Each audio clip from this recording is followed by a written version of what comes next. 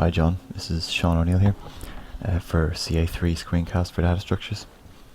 I'm just going to run through my plan before I start. My plan is for a game similar enough in concept to Pokemon. So you pick a starter and it'll accompany you through the game. You can name it, it can level up and it can change its form. And as it levels up and changes form, it can learn more attacks. The monster is pretty much your avatar. It fights on your behalf. So generally, if it dies, if its health gets hit 0, then you can't carry on. And you have to go back to the last city, which is your checkpoint.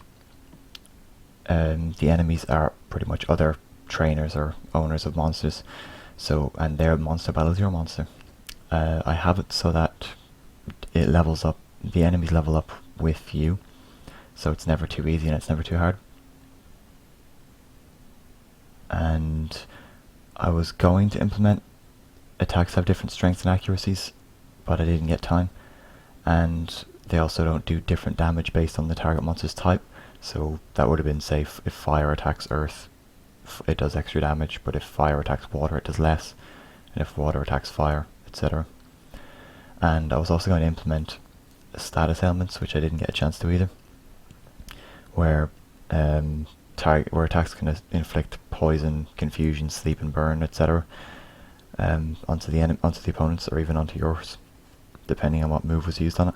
And it was going to be done, it was going to have a chance, so it wouldn't just be, use this move, 100% chance to poison, unless, of course, I wanted that, which was probably going to be one of the moves, but you have to choose to poison them or do damage, so it's a bit of a choice.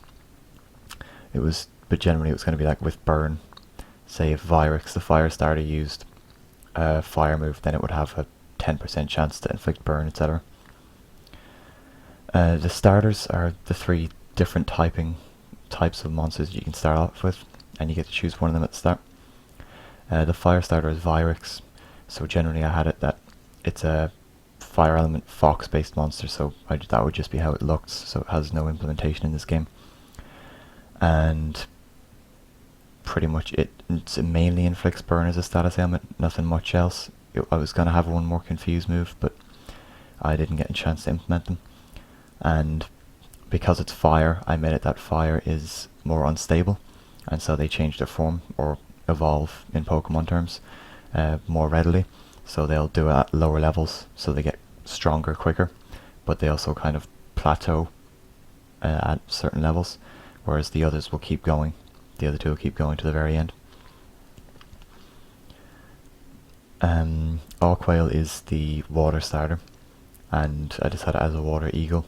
It mainly uses confusion, and I was also going to have it have a few douse moves, so it can lower the attacks of certain types of monsters.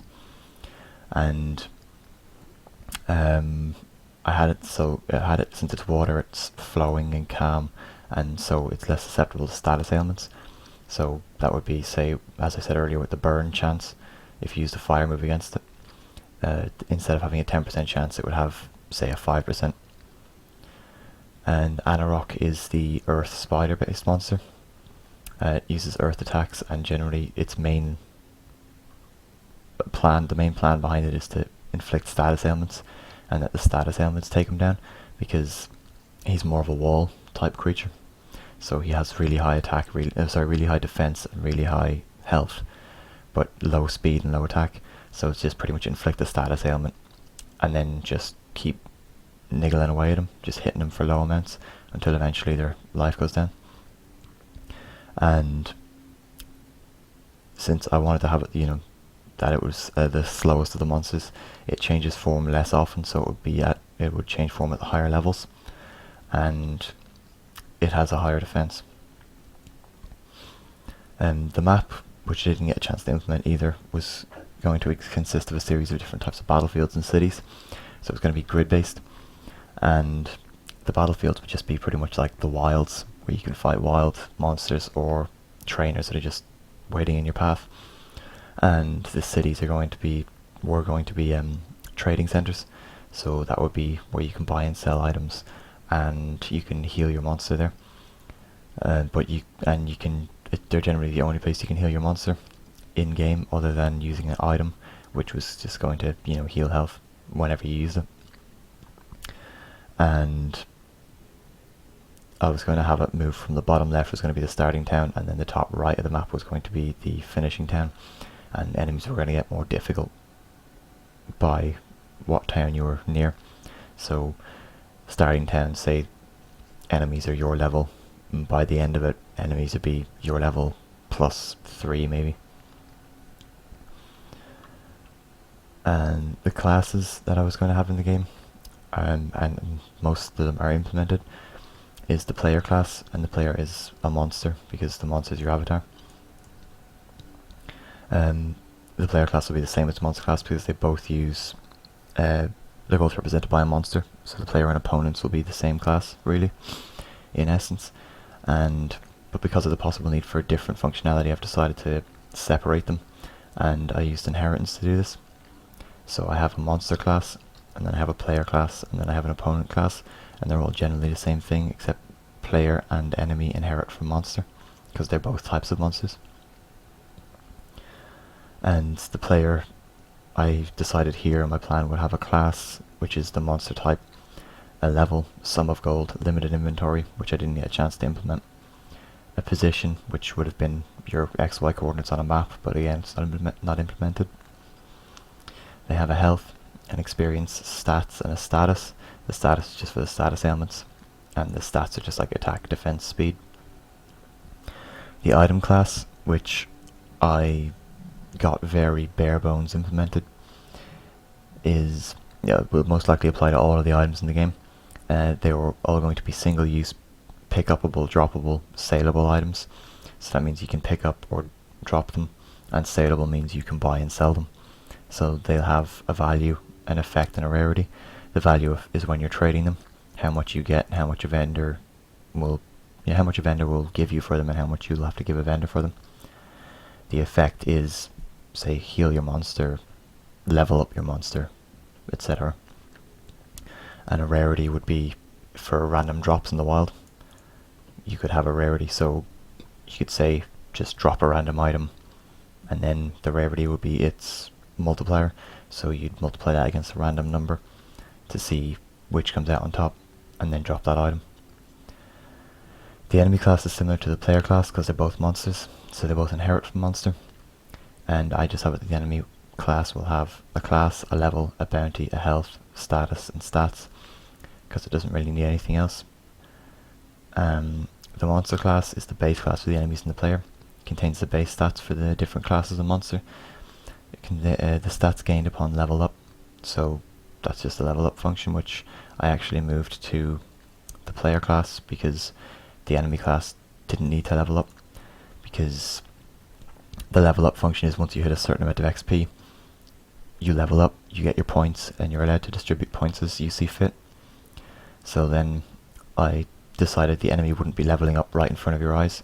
If you're going to make, like before, you're going to change the enemy's level when you're making it. So it'd just be enemy class, make its level, your level plus whatever, depending on its difficulty. So that's why I moved that to the player class in the end. The monster class, the XP level up, I also moved to the player class because that's to do with leveling up. The stat boost from a form change is again also moved to the player class because the enemy doesn't change form in front of your eyes either. Their form will be changed when they're created. The class weaknesses I didn't get a chance to implement, but they were going to go in here.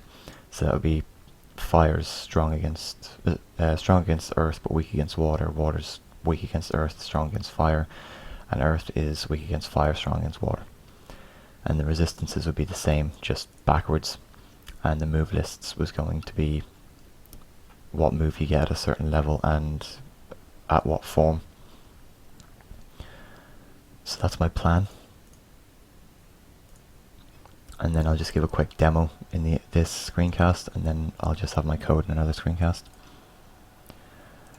So here's the starting screen. You're prompted to choose your starter, which is pretty much just your class. So it says which starter you want to choose. Keep in mind it'll be your companion for life because you can't change your starter. Possibly, if I got more time to work on it, a lot more time, I could implement, say, capturing other monsters like in Pokemon, and then you could switch between them. But at the moment, it's just the one. So I'm going to go with Virix, because I quite like the Firefox. He was my favorite when I made him. It says you choose your one, you press 1, 2 or 3 to choose Virix, Aquail or Anorok, and then it comes up with a description. So it's a fire element, fox-based monster, uses flame attacks to inflict burn upon its opponents, and has a savage opponent to come up against. As a fire monster, it's highly unstable, and the result changes form more readily. Is this the starter you want to choose? Y or N? If you press N, you go back to the starting menu and choose again. So if you want to see all the descriptions for all of them, you can go Aquail. No, I don't want him. Anorok. No, I don't want him. Go with Virix. Yes, I'll choose him. Would you like to nickname him? If you choose no, it just generally goes by the class name. So if you choose to not nickname your Virix, it'll just call it Virix wherever it would regularly name it. But I'm going to call mine Sean. No. Yes, I want a nickname. What nickname would you like to give him? Sean. And then it says your Virix was nicknamed Sean. Before you set off on a journey, you should distribute the 18 experience that your Virix still has from when we were training it in our research. This is just the initializing. So it tells you how many points you have to distribute at the start. It asks how many points would you like to distribute to health. Virix's health is pretty basic, so I'm going to choose 5 to add a bit more weight to that. His attack is the highest of the 3 for the start, so I'll just give that 5 again to make it even stronger. How I'd like to distribute defense, his defense is the lowest of the 3, so I'll choose 6, and his speed is the highest of the 3, so I'll just add the remaining 2 to that. And with that initializing, if you enter in more than 18 points, it just tells you you've entered too many and loops back around. And then if you enter in all 18, say into health, the first one, you have to go 0, 0 and 0 for attack, defense and speed. And then this is the main game menu. So from here would have been how you'd be able to traverse. So you could tell them to move. You can check, what's around. If there's a city, if you're in a city, you can buy and sell, or you can heal your monster, etc. But I didn't get a chance to implement that, so I just have a demo of the fighting. So it just asks, would you like to fight an opponent or quit the game? And I tried to make my code robust as possible, so it handles unexpected input quite well. So 5, it didn't really pause there, but it says invalid selection, please try again. So then you go 1, and here is that shows the implementation of the nicknames. So I nickname my Virix Sean, so it's Sean's health is 100, and Joey is just the basic trainer, and he has 100 health, his monster. So we get to attack or defend. Attacking is you against him. Defending just is generally if your speed is higher than his, or if your defense is higher than his attack, you block it and take no damage whatsoever. So I'll attack.